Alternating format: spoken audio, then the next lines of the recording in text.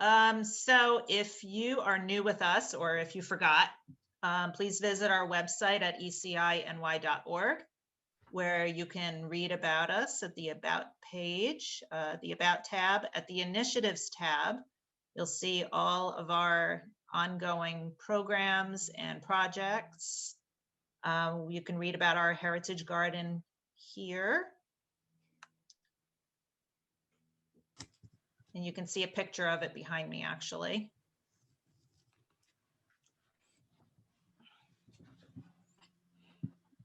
And this is Doria, our garden manager. You'll be able to see some of the videos that we uploaded to the website here. She does a garden tour.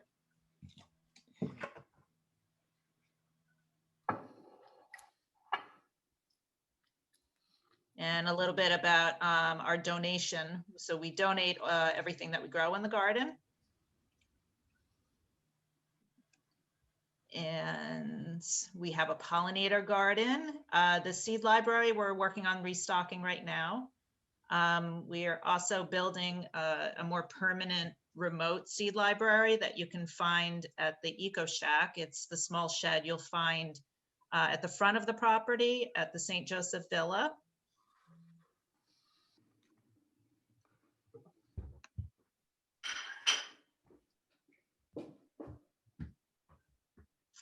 And our farmers market this year will start in May. And we're going to be at it's the Hampton Bays Plaza, also known as the Macy's parking lot. So this year it will kick off on May 27th. Okay. Lots of amazing local vendors and local farmers. We're accepting signups for the community composting. You can bring your kitchen scraps to our community compost, and we will turn that into black gold for you. And at the end of the 3-month period, you'll be able to come back and pick up some of the finished product to use in your own garden. So if you click on that tab about the community compost program, you can see Tony, he's our compost king. He will give you a little bit of a tour and explain how the program works here. Okay. And Rachel, if I just may jump in and highlight that last year, we had about 30 participants convert nearly 2 tons, or that's 4,000 pounds worth of food scraps diverted from going into the landfills and reducing greenhouse gases that is more easily broken down during the composting process. So Yes. and it's amazing just what a few people can do. So hopefully there's still some spots left to sign up, and it's easy to sign up. And it's just a few dollars a week, and you get this incredible organic compost that you can use in your garden, or you can donate it for use here at the Good Ground Heritage Garden. Thank you, Jeff. I love watching the emos walking back and forth the whole time. That's the added bonus. The neighbors have emus, and you can see them through the fence. And if you would like to volunteer, we are always in need of helpers in the garden, with the seed library, with the farmers market. So you can see on our volunteer page some images of our volunteers from last year.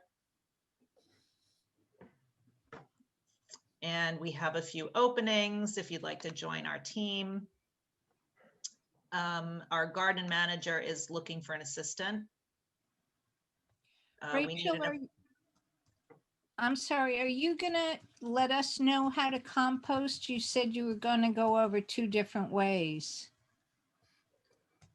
For today, I'm not talking about composting too much. I'm going to be talking about soils and irrigating, organic pest, disease, and weed management.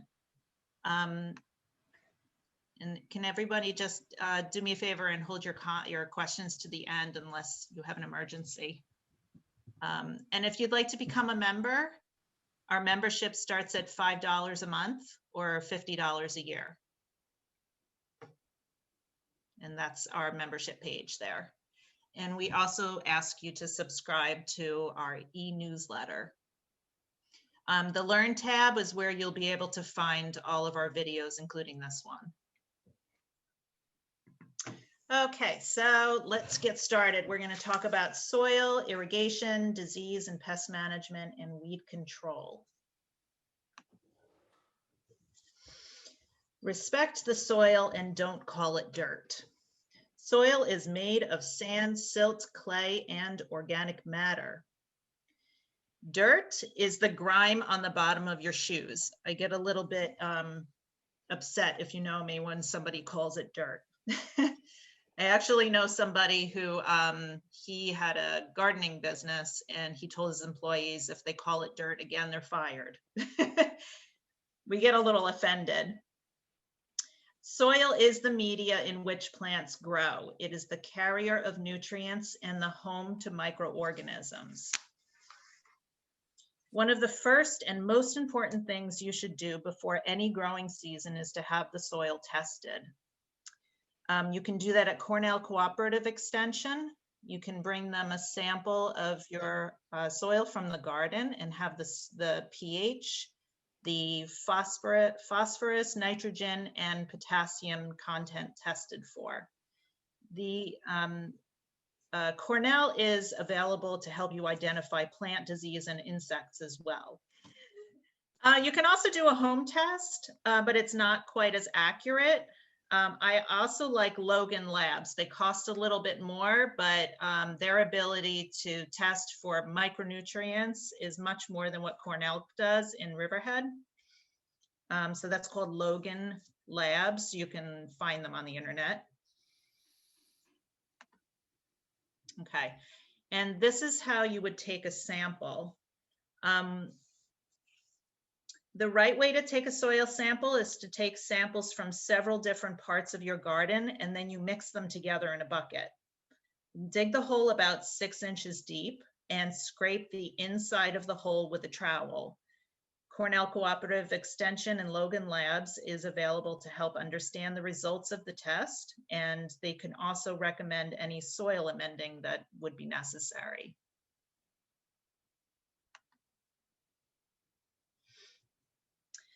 So what is soil pH?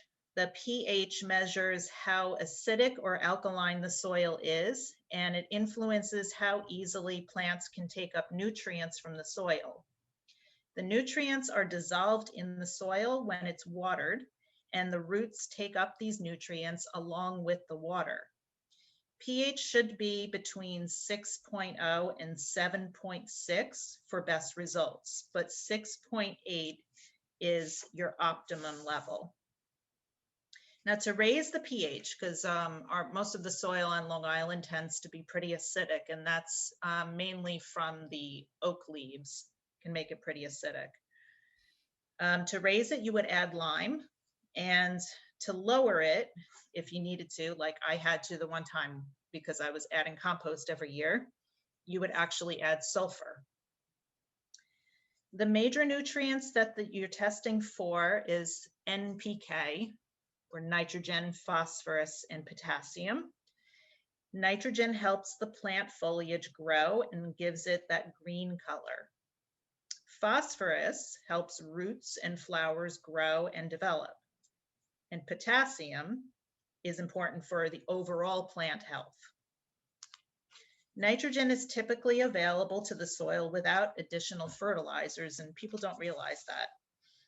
The trick is having healthy soil full of beneficial microorganisms that can make use of the nitrogen that is available in the air. Earthworm castings and properly prepared compost are teeming with these beneficial organisms. Also, companion and cover crop plants like beans and clover fix the nitrogen that boosts soil's health. That means they're capturing it out of the atmosphere and putting it into the soil. Other excellent natural sources of nitrogen are fish meal, kelp, and manure. In general, it's important to add compost or composted manure to your garden at least once a year. It will add nutrients, good soil structure, water holding ability, soil drainage, and attract beneficial soil organisms. Our soil is sandy here, and adding the compost is extremely helpful in increasing the soil's water holding ability. So in March, where we are now, as soon as the soil can be worked. So I don't really know how it is in your garden right now, but you can test it with a fork and see if it's frozen. If it's frozen, you don't want to disturb it yet. So as soon as the soil can be worked, you can add a few inches of well-rotted compost or composted manure. This is the time when you should also add limestone if your soil's pH is too low. You could add other soil amendments based on soil test at this time as well. This will allow time for the nutrients to become available. For example, my soil was deficient in calcium, which if I didn't add any could give my tomatoes blossom end rot. And I'll show you pictures of that a little bit further into the presentation.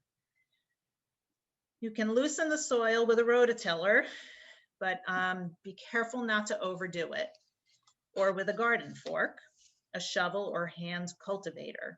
Soil should be loose about a foot down, but don't overwork it. Overtilling breaks up soil aggregates, and after irrigating or a rainfall, the soil particles will bond together and the soil will act like cement. I've seen a lot of people think that like going in there with the rototiller and just grinding up the soil like this, the aggregates, so if you hold a handful of soil and you let it just kind of crumble apart, you'll see little clumps holding together, and those we call aggregates. We want those to maintain their structure so the water has the ability to move around them and drain more easily. So if you're breaking up all those aggregates, now you have almost like a fine powder, and the rain comes and all of those soil particles are going to bind together, and it sometimes looks like cement. And I've seen that, and the top of the soil compacts so badly together, and then you start wondering, why am I watering and all the water is just pouring off the top and not going into the soil? So this is a very common mistake. Tilling the soil also kills soil microorganisms and beneficial fungi. Mycorrhizal fungi consist of many thousands of different types of fungus called mycorrhizae. Nearly all soil, except heavily cultivated, disturbed soil, or one treated with fungicides, will contain these fungi already, and that includes your vegetable garden. These mycorrhizae have a symbiotic relationship with plants. The fungus uses the plant's sugar and carbon reserves as an energy source at the same time as supplying water and nutrients such as phosphorus to the plant. This relationship acts almost like a secondary root structure for the plant, as it is able to draw on more moisture and nutrients than just by the plant roots alone. It's for this reason that I don't like to use a rototiller unless I have a very large area that needs preparing. I like to till one time and then I leave the soil alone. I know that's a lot of information, but soil is very, very important. Okay, so now we can go on to irrigating.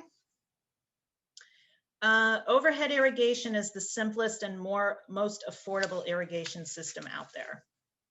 Whether it's the oscillating one like you see on the left or the impulse sprinkler on the right, they're both cheap and they're easy to set up. They provide excellent irrigation for seeds and seedlings. So wonderful if you just planted a new lawn Any little seeds that sit on the top. I also really like it for greens if I direct sow those. But once the plants become larger, the only thing that these sprinklers are going to water are the leaves, and that's not the part of the plant that we want to water. We want the water to go to the roots. And another negative thing about these type of sprinkler is that actually the majority of the water is evaporating into the air. Okay. These are a better option in my opinion. The one on the left is a soaker hose. The entire thing is like permeable. The whole thing, the water seeps out of the entire length of the hose. I've used these in the garden, but they don't last very long. They dry rot and eventually break in half. The sprinkler hose on the right, and this reminds me of my childhood. This is the type my mom used to use. It's a similar idea of the soaker hose, only they don't have as many holes in them, and the water comes out more like a sprinkler, you know, through the whole length of the hose. And these are drip irrigation. You've probably seen this the most in flower beds. Very commonly used for landscaping companies to install. Though they're expensive, they're extremely efficient and they water exactly where you need them to. So this one comes with a long length of tube in the kit. You can buy a kit and you insert these little spaghetti-like tubes into the holes of the main tube. Now, what I don't have a slide of, and this is actually what I use at my farm, is drip tape. And what I have for that is one main tube that I have to poke holes into.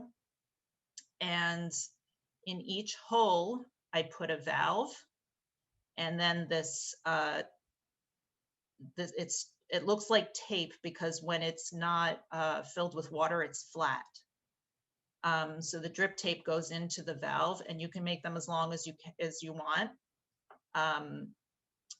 And these have holes in them also. So they're cheap. You know, there's always a downside. They're plastic, first of all, and we know plastic doesn't last long and then it breaks. And you sometimes wind up with pieces of plastic everywhere. I've also found that the birds really like to peck holes in it. So I'm having to replace those every couple of years. I really try to let it stay in the field as long as possible because I really don't want to replace it. I wind up, you can patch them together. So if you find a hole, you can cut it and then put a piece in between to connect the broken pieces back together. You know, and if you have all the time in the world, you can certainly hand water. So the one on the left, that's a water wand. I like these because they can really reach where you want to go. The head on it, the water really comes out like rain. So this is a nice, gentle flow of water, and it gives you good control. On the right, and I think a lot of people don't realize that if you do have a drip irrigation system or soaker hoses, you can connect a timer like this to your faucet, to your outdoor faucet, and then the hose can connect right to it. So this is really nice. You don't have to remember to turn it on or off. And I know probably a lot of people are thinking, how often do I have it come on? And that's a very difficult question to answer. There are so many variables. The soil condition, the time of year, when was the last time it rained, it's very hard to really pinpoint how often you would have the irrigation system come on. Usually in August, I would have it come on every other day and let it run for about 2 hours. It's a very, very general. All right. So now we can move on to organic disease management. There are many plant diseases and pests. I'm going to talk about the ones that I'm most familiar with and the ones that I encountered. If you're unsure about what the insect or disease is that's affecting your garden, you can take a sample to the Cornell Cooperative Extension in Riverhead, and they will help you identify it and tell you how to treat it. Prevention is key to a successful garden. Plan carefully and you probably won't experience too many plant diseases. You want to keep the plant leaves dry, and that's hard to do in our humid climate we have here on Long Island. Our plants usually wind up with a fungal disease at one time or other. I see it starting the beginning, let's see, the end of July, August, and the beginning of September. So you want to keep the plant leaves dry.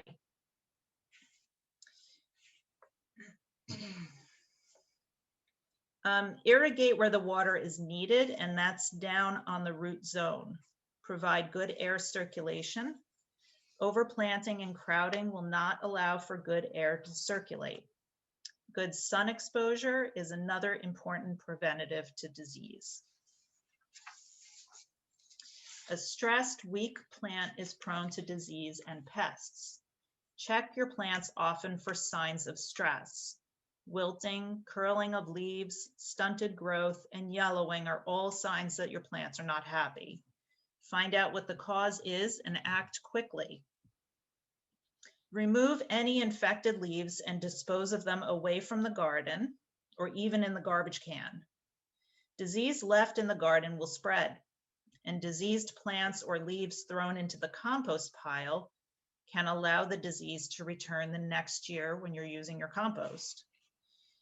Please do not buy plants from big box stores such as Home Depot or Lowe's. Late blight actually came to Long Island through Home Depot's plants that were infected. There are other plant diseases out there that can likely come to Long Island in the same way. It's best to purchase your plants from a local nursery, or better yet, start your own. These look pretty sick, right? So this is late blight. Late blight is a plant disease that mainly attacks potatoes and tomatoes, although it can sometimes be found on other crops, sometimes weeds and ornamental plants. Late blight was a factor in the Irish potato famine in the 1850s, during which millions of people in Ireland starved or were forced to immigrate. Entire potato crops rotted in the fields or in storage because of the late blight infection. Late blight is caused by a pathogen that survives from one season to the next in infected potato tubers. This organism is well known for its ability to produce millions of spores from infected plants under the wet weather conditions that favors the disease. Early in the season, the disease can be introduced into a field or a garden on infected seed potatoes, from volunteer plants growing from diseased potatoes that were not harvested last season, from infected potatoes in a compost pile, or infected tomato transplants brought into the area.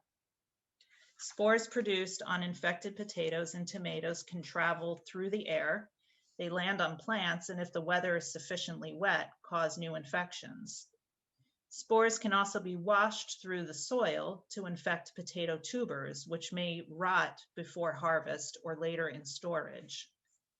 Because the pathogen that causes late blight produces so many spores, and the spores can travel long distances through the air, it's very important that everyone who grows potatoes or tomatoes is able to identify late blight and know how to control it.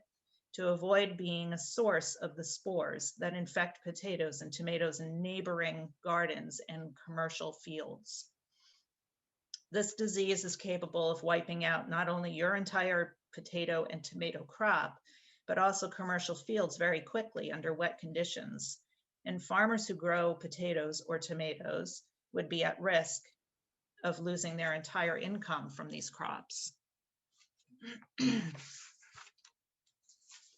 And this is why we don't accept potatoes or tomatoes in our compost at our garden here through the community composting program.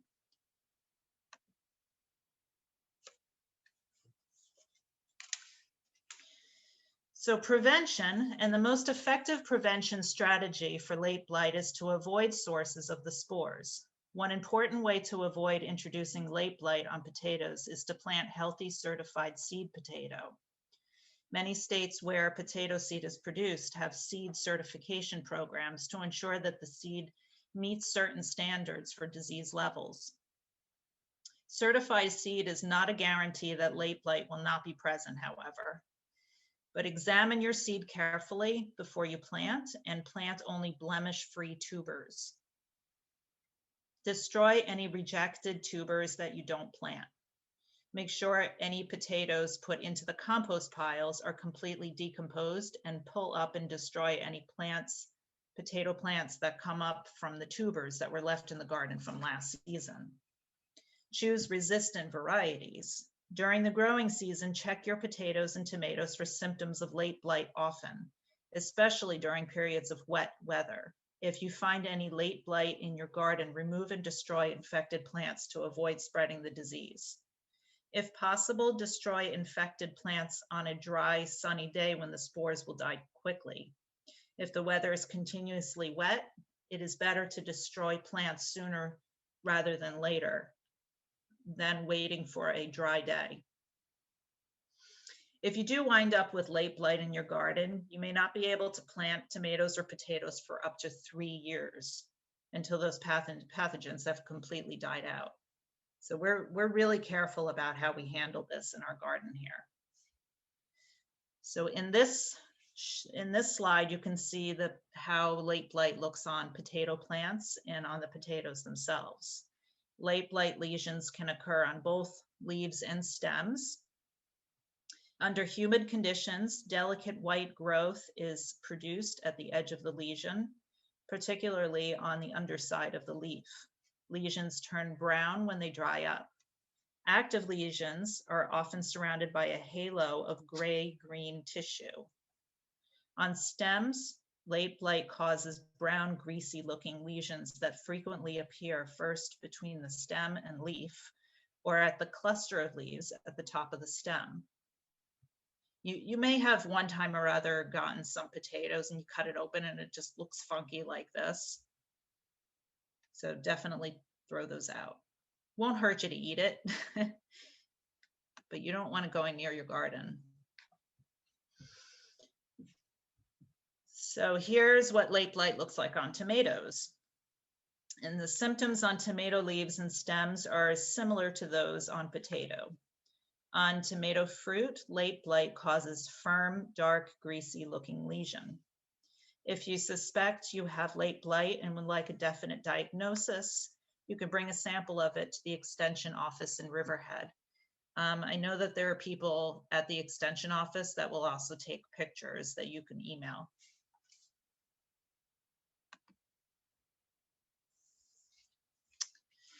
So downy mildew and powdery mildew are fungal infections that affect plants.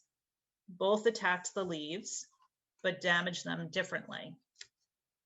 Powdery mildew spores appear on both sides of the leaf, whereas downy mildew only produces spores on the underside of the leaf. Powdery mildew spores are spread by wind. Downy mildew spores are spread as a result of water splashing. Spores are usually launched from dead leaves on the ground upward to the underside of the plant leaves during rainfall. Powdery mildew produces thick webs of white spores that cover the leaves, stems, and shoots. The leaves turn yellow and fall off. Downy mildew produces a gray or white fuzz on the underside of the leaves. The top of the leaf has yellow blotches. Vegetable plants that are most commonly infected are beans, cucumbers, melons, and squash. Mildews can affect the flavor and reduce the yield. Powdery and downy mildews can be prevented, and it can be controlled once it appears, but it cannot be cured. The key is preventing it in planting by planting mildew-resistant or mildew-tolerant varieties. Resistant varieties get less mildew than susceptible varieties. Tolerant varieties may get some mildew, but it shouldn't affect the performance of the plant. Prevention also includes providing good air circulation and exposing as much of the leaf surface as possible to direct sunlight, which inhibits spore germination. To control minor infestations, always pick off affected plant parts and either compost them in hot compost pile or bag them tightly and dispose of them. These are actually fine to compost, whereas the late blight you would never want to compost. One treatment option for powdery mildew is to spray cow's milk onto the affected plant. You can mix 1 part milk with 9 parts water and spray the stems and tops of leaves with a solution. And you would have to reapply it after every rain. The treatment for downy mildew is a mixture of baking soda, which kills fungi on contact. It's a simple homemade mixture of 4 teaspoons baking soda to every gallon of water, and spray it on the plant and soil. Okay, so now we're on to blossom end rot. I mentioned this earlier.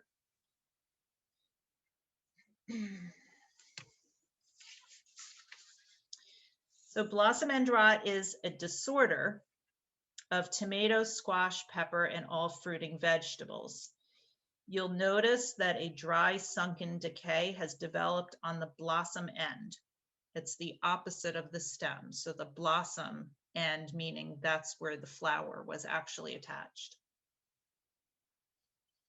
As you'll see this especially in the first fruits from the season.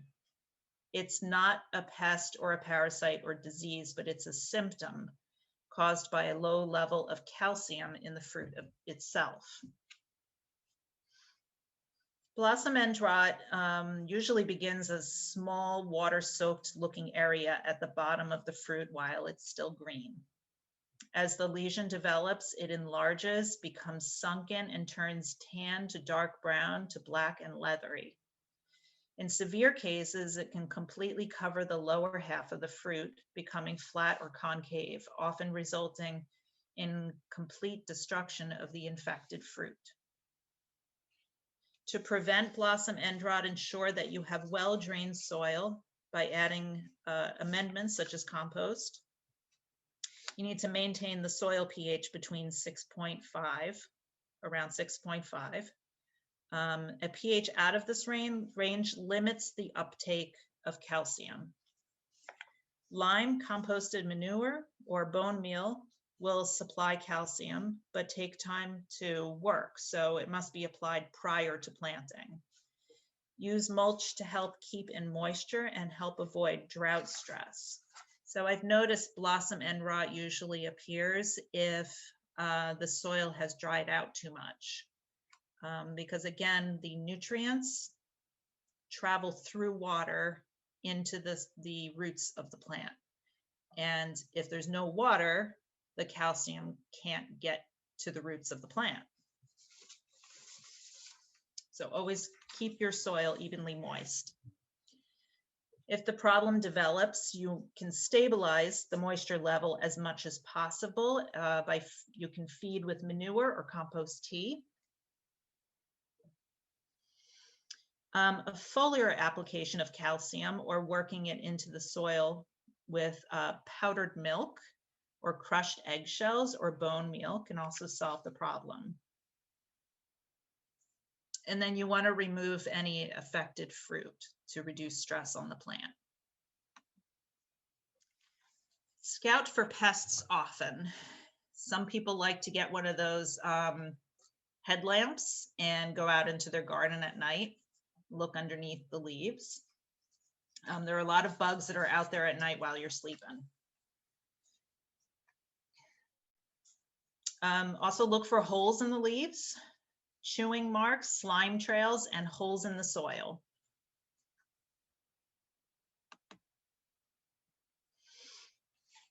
Slugs love wet, cool, dark areas. They especially come out at night. They hide under leaves in the heat of the day, and they chew on the leaves at night. They love leafy greens. Effective slug control includes beer traps. Slugs are attracted to the fermented yeast in the beer.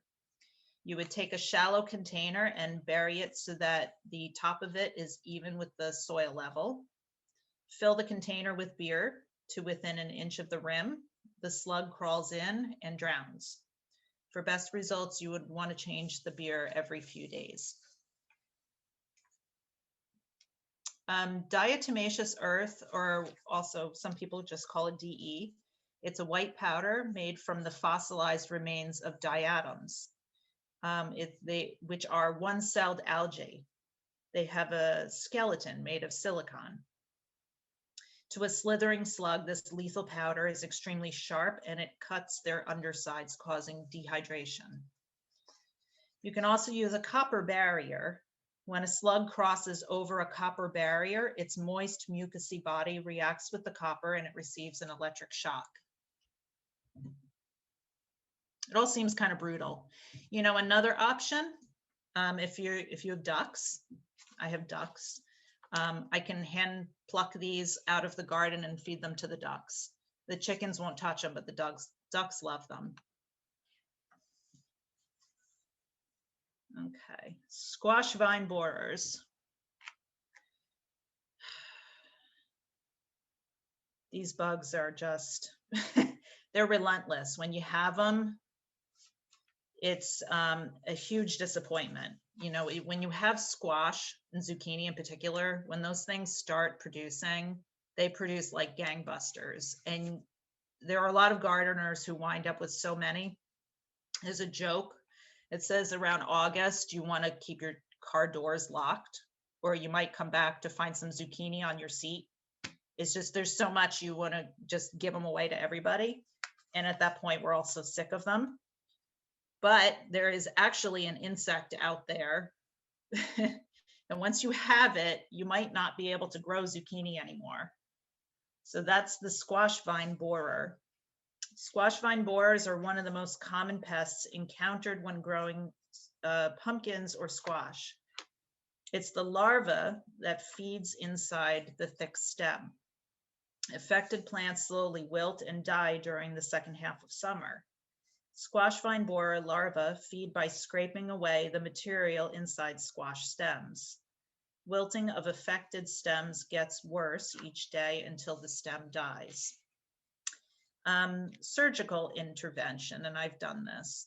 You actually find where the frass is, and the frass is it's actually the droppings of the larva.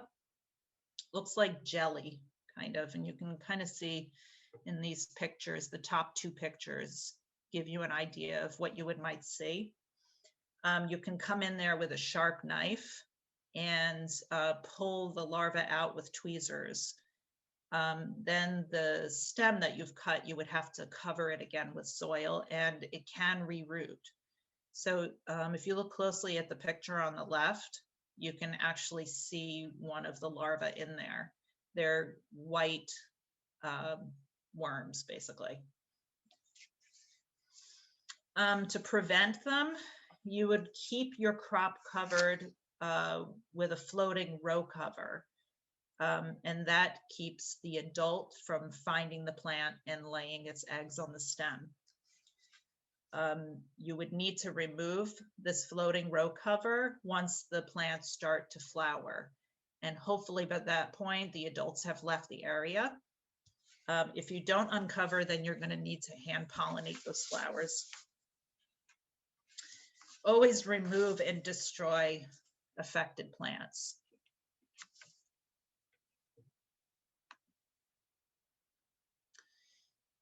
Flea beetles, I saw a lot of this last year. Adult flea beetles are tiny. They're about 1/10 of an inch long. They're black, brown, or bronze with enlarged hind legs, and they jump like fleas when disturbed. The larvae live in the soil, and they're thin, white, legless grubs with brown heads. Flea beetles attack most vegetables, but I've seen them mostly on kale and eggplants. You'll notice you have them by these tiny pinholes all over the leaves. They make most of the damage in the early spring. Larger plants usually can survive, and they can outgrow the damage. To avoid them, if you know that you have flea beetles in your garden, you would plant your more susceptible plants as late as possible in the spring to avoid the most damaging generation in the spring. So try to plant them a little bit later. You can also keep the soil lightly cultivated around the plants before and after planting to destroy any flea beetle eggs and larvae in the soil. Flea beetles like to hide in cool, weedy areas. Prevent them from hopping onto your susceptible crops by surrounding the crops with 3-foot wide strips of frequently weeded bare ground.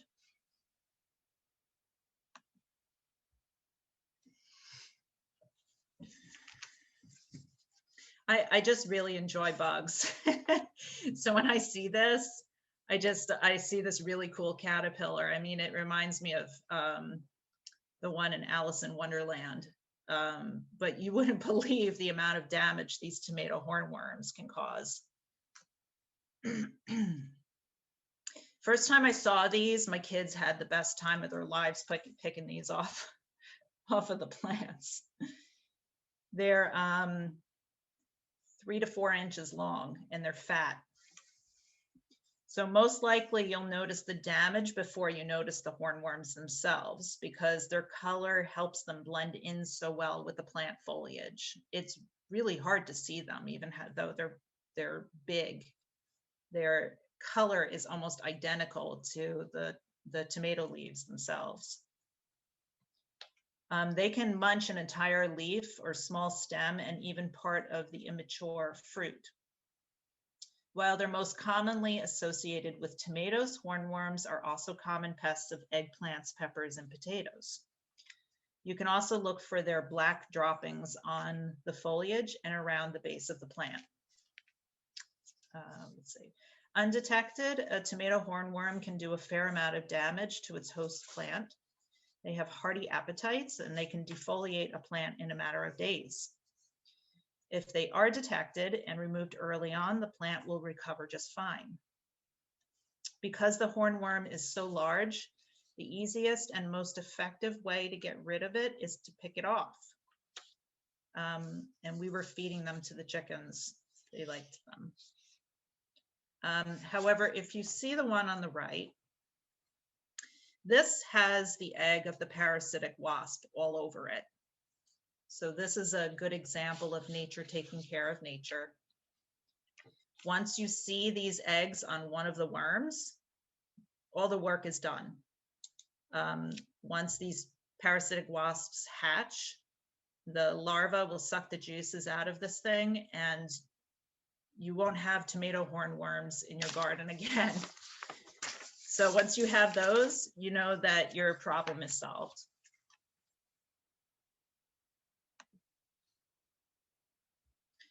And here's a conversation I get into with people often is they say, how do I get rid of the moles in my garden? First thing to know is, are you talking about voles or are you talking about moles? So the one on the left is a vole. The vole is the one that tunnels deep and chews on the plant roots.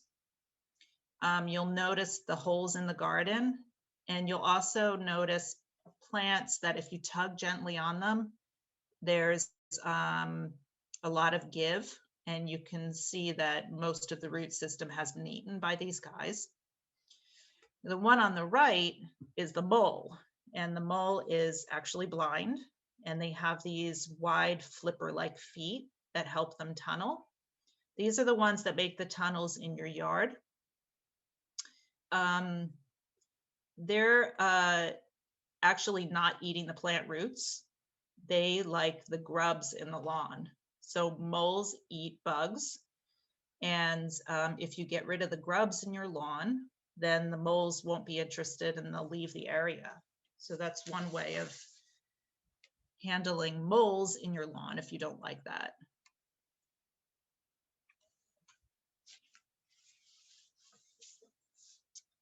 And so other controls, well, obviously cats, I have 4. There's a device called a mole chaser. It takes batteries and you shove it in the ground and it vibrates periodically. They don't like the feel of that and they'll leave the area. The thing about using this device is they do get used to it, so you have to move it around. And then you can use mouse traps. Okay. So I try to really work with nature. Okay, so the groundhogs and the rabbits were here first. I don't want to hurt them. They're cute. I have a groundhog in my garden now. His name is Frederick, and I might have to give up my garden just for him. The way you want to keep them out, and groundhogs especially, are difficult. It's almost why I have to give up, because he's probably going to win this battle. But rabbits you can keep out. You want to bury hardware cloth around the perimeter of your garden about 2 feet down, and that will keep the rabbits out.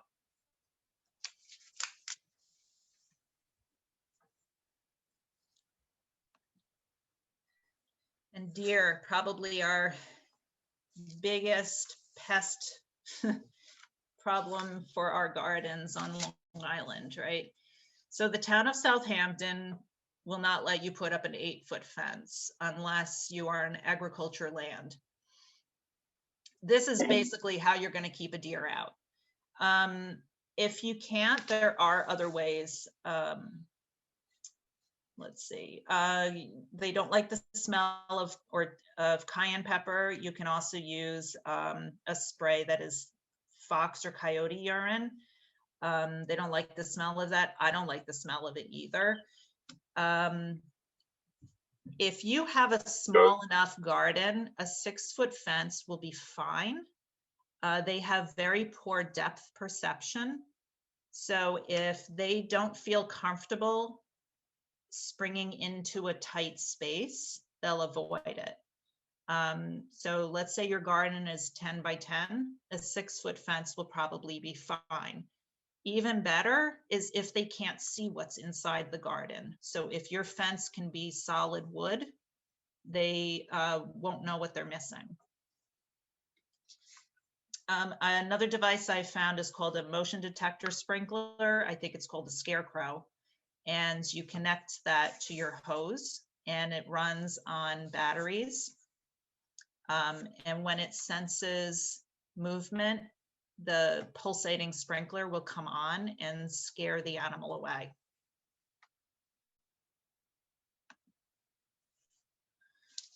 Okay, so we saw this slide in the last presentation. The practice of rotation is one of the most important when it comes to managing pest and disease problems in a garden. Rotate your crops every year to help avoid reinfestation of insects and disease.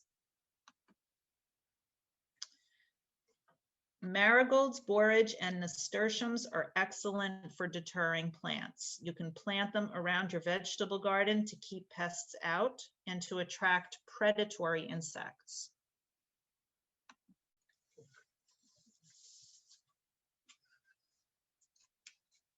And weed control.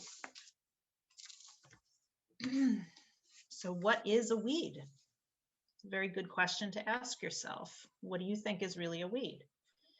A weed is a plant that you don't want growing there.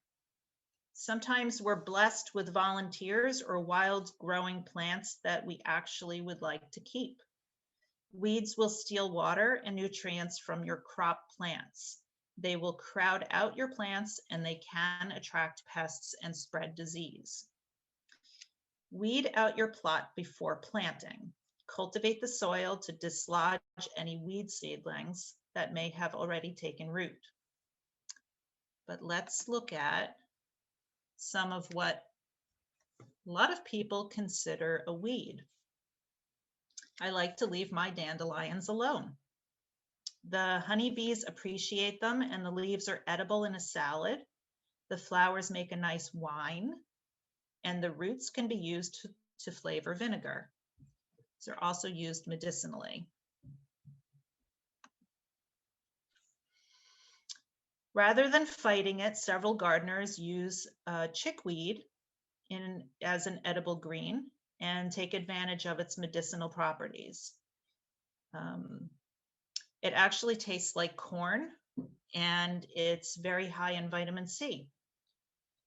When chickweed goes to seed, if you brush up against it, the seeds fly up into the air. So they do spread easily. Some people see clover as a weed, but this is another one that I leave in the garden. The bees love it. Clover is beneficial and you can purchase the seed to plant a living mulch. It will crowd out any other unwanted weeds and it will fix nitrogen in the soil. And so I plant clover every year between the rows on my farm.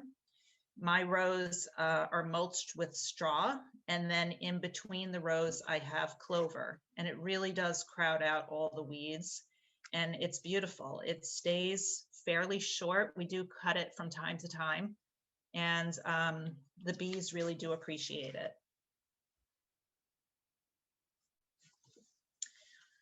Pokeweed, this is a difficult one. Don't eat these berries, they are toxic. This is a non-woody plant. It branches like a tree and then it dies to the ground all in one season. It's a large perennial herb that grows from a long fleshy taproot. It can reach 10 feet in height, produces these white to purplish flowers and then round clusters of dark purple berries. All the parts of the pokeweed are toxic. Toxicity generally increases with maturity, with the exception that green berries are more toxic than the ripe berries. However, prepared the right way, and they did this down the south, the stems can be edible. You have to cook it and drain it 3 times. Pokeweed was used by Native Americans in eastern United States for the treatment of a variety of illnesses, including dysentery and rheumatism. And the juice from the berries were also used as writing ink and as dye for cloth and yarn. So the best method of getting rid of the pokeweed is to dig the taproot out. It goes really deep, so be prepared to dig a lot if you're trying to get rid of this. And garlic mustard, I love this one. Garlic mustard is an edible wild growing plant. It's mildly bitter with garlic flavored leaves. They taste great to some people, while others find them too bitter unless they're cooked. This actually makes a really good pesto. So if you see this growing on the side of the road, well, you don't want to pick anything on the side of the road, first of all, because that's where the cars go and there's probably quite a bit of pollution there. But if you find this in a hiking trail, definitely cut some of this and take it home. Make some pesto with it. And this is plantain. This is one of my favorites. The leaves can be made into a tea, and this is said to help with indigestion, heartburn, and ulcers. Plantain has also been used for insect and snake bites.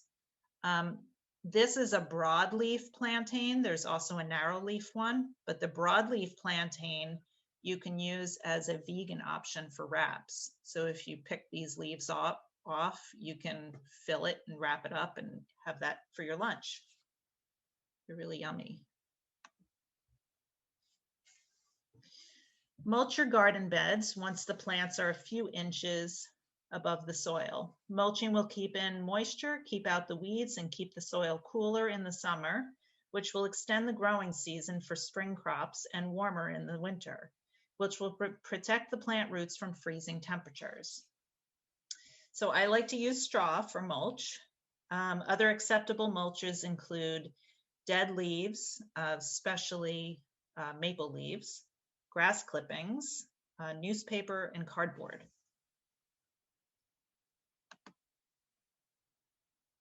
And the obvious, mechanical control. You can just pull the weeds out by hand. Don't be afraid to get dirty in the garden. This is a natural weed killer solution you can make. We have this, I believe, on our website on the resources tab. Pretty sure that's where you can find the recipe for this natural weed killer. You would mix together vinegar, it's white vinegar, salt, and water. But you have to be careful not to get this on the plants you want to keep because it kills them too. This works really well on walkways. So careful planning using preventative measures, taking the time to scout through your garden, patience, a willingness to let go of crops that aren't performing well, and learning from your mistakes are all important factors in growing a successful organic vegetable garden.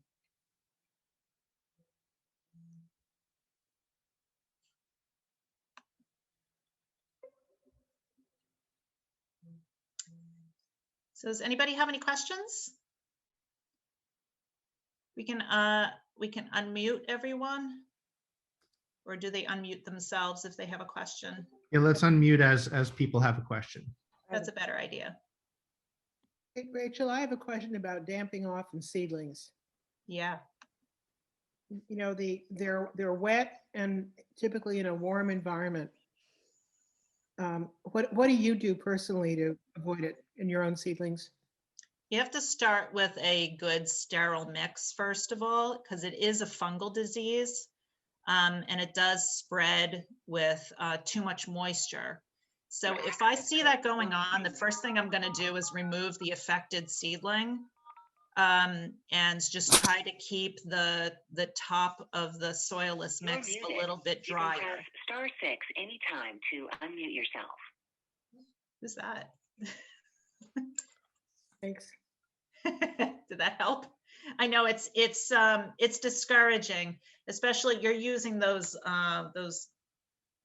what did you call them? Those trays that you're using with the trench, the trough. Yes. Yeah, they can spread pretty easily in those because there's no barrier between them. That's the unfortunate thing about using those. Well, I'll just have to watch it. Mm-hmm. So I have a question. You said for rabbits to bury, if I heard you right, hardware cloth? Hardware cloth. So I'm not sure what that is. It's it looks like fencing, but the openings are about a ½ inch wide. Okay. You can get it at the hardware store. Okay. It comes in a roll. Just definitely wear gloves, leather gloves if you can, because the edges of it are very sharp. Yeah. Okay. Rachel, there are 2 questions in chat. Oh.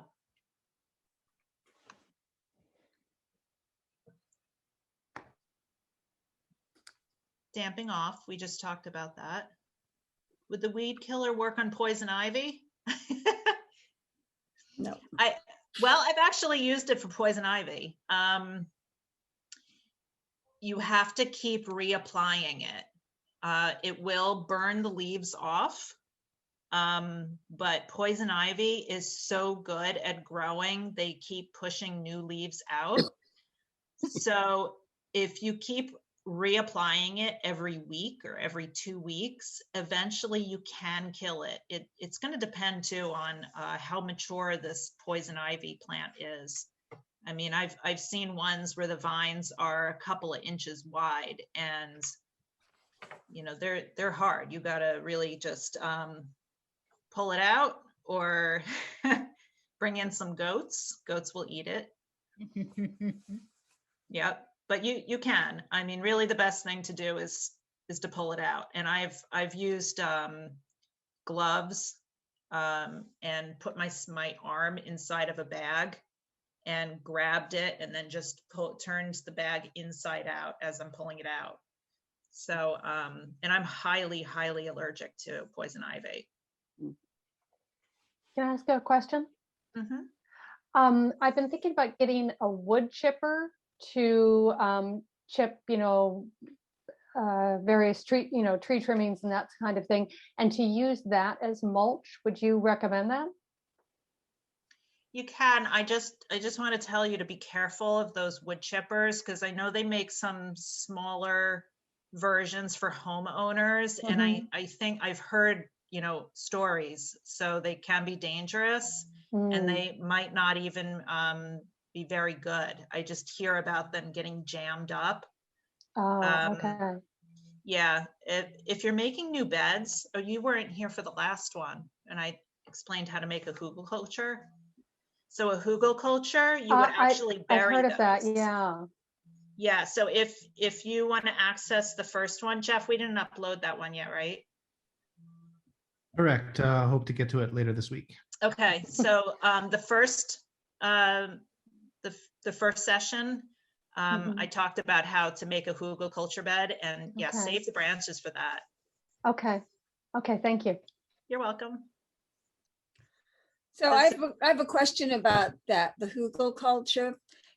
Is it too late to start those mound beds now? How long do they have to be in progress before you can actually start planting? You can start it now, and you can plant something as soon as it's ready.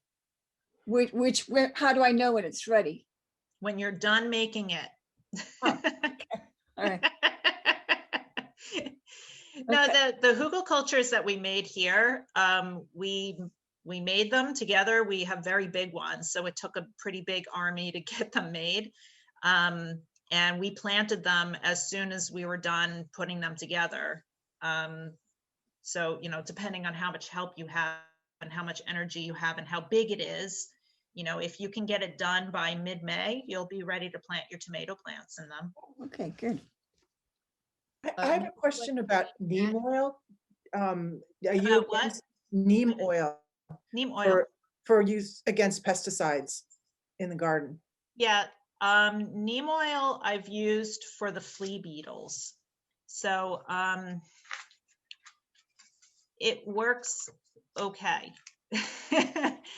I like prevention and barriers better than treatment.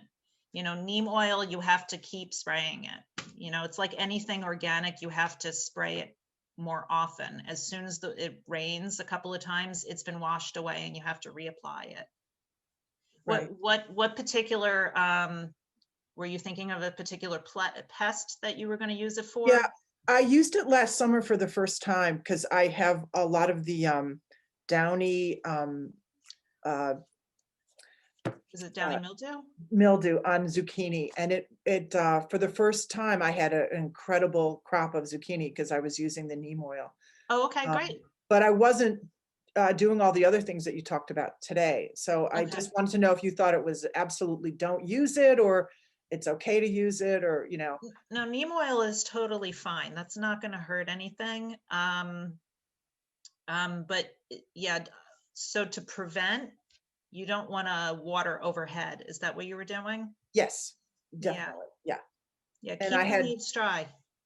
Yeah, that was really a good thing to learn today. Good. Are there any other questions? I know there was a lot of information in this one. I have a lot of wood ash from a chimney. I start the fire with newspaper, but I only burn wood. But I don't know what to do with it. What is it good for? Yeah, you can put it in your compost pile. Oh, okay, Yep. Good. It's very good for the compost. okay. If you have chickens, put it in their coop. I don't, but I do have a compost. Okay. I put it in the coop for my chickens to dust bathe in. It's a natural preventative for feather lice. Oh, okay. Mhm. Any other questions? There is another one in chat. Oh, somebody said, thank you. Okay. Is there a file with notes on what was discussed here in the last session? I actually do have outlines for both of these. I don't know if that's something we want to use, Jeff. They're handouts, basically. Yeah, we can perhaps place some on a spot on the Google Drive and offer it to the class to download. Okay, I can give you those. Sure.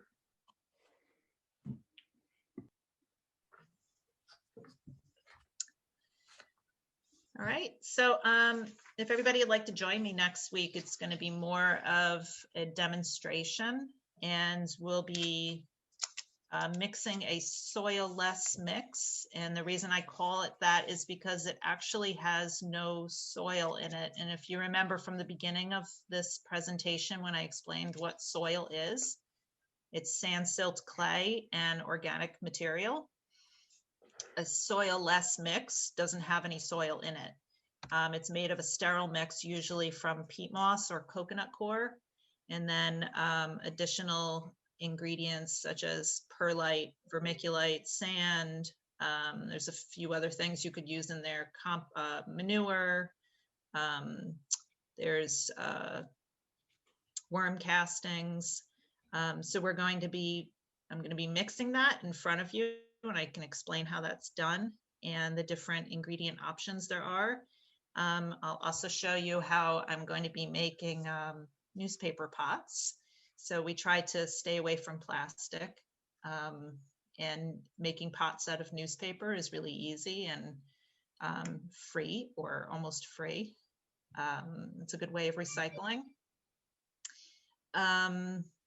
And I'm going to show you how to start the seeds indoors. We have a setup here at the St. Joseph Villa where we're growing everything under artificial lights. And I'll show you a more economical way of setting up a system that is a little bit more affordable than these expensive grow lights that you can buy. And I'll probably go over a little bit about direct sowing because we're getting close to that time now where you can start to direct sow your peas and radishes and greens in the garden. We're almost there.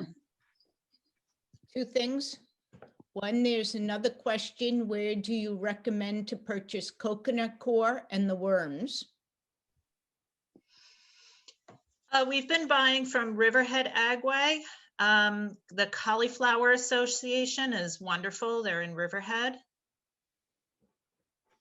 I'd go to either of those two places.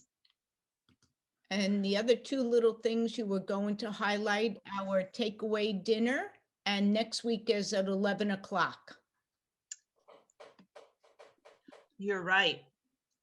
So we have tickets available now for our spring farm to table dinner to go. So it's a to go meal that you can come and pick up, and it's going to be made with locally grown vegetables from our local farms and all vegan, just delicious food. So if you go to our website, you can purchase tickets there.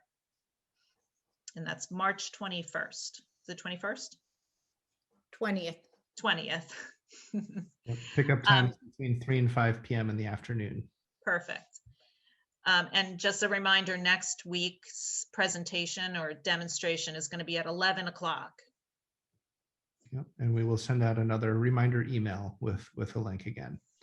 Hopefully by then we'll have this class and last week's class uploaded, so I'll include links for that as well. Thank you, Jeff. My pleasure. All right, thank you, everyone. Hope Thank to see you next week. Thank you, Rachel. You take care. Bye.